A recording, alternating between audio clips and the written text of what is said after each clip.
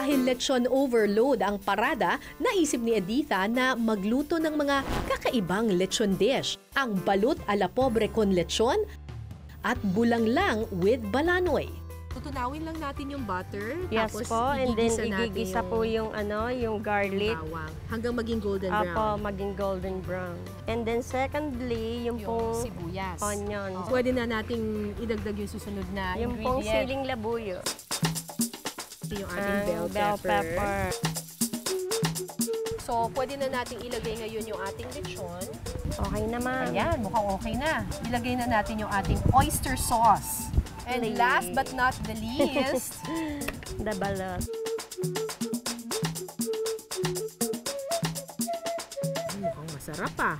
Alam nyo naman kung ano yung mataas sa kolesterol. Yun ang masarap. At ito na po ang ating balot a la pobre con lechon.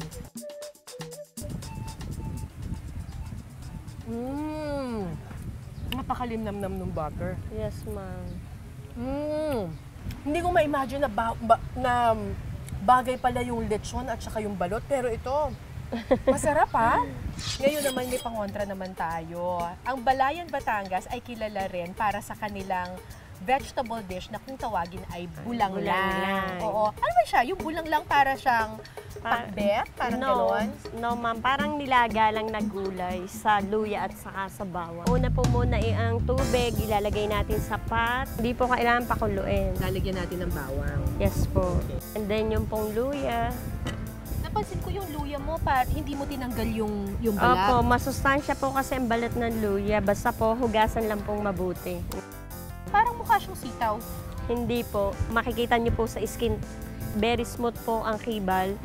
Ang sitaw po medyo magaspa.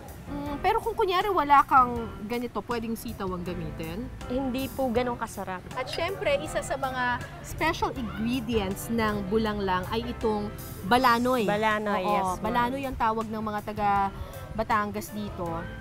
Mabango siya. Yes, ma'am. Yon, kumukulo na. So, eto na po ang sunod.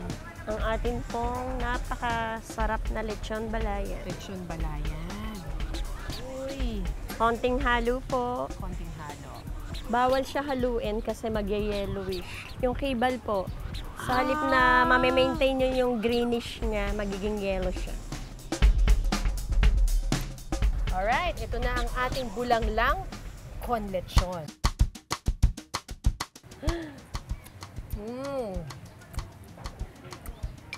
Ito yung lechon dish na hindi ka masyadong magigilty. Yes, ma'am. Hindi ko siya ma-describe para siyang, iisipin mo para lang siyang simpleng nilaga. Pero iba kasi talaga yung flavor ng lechon eh. Sarap! Very good.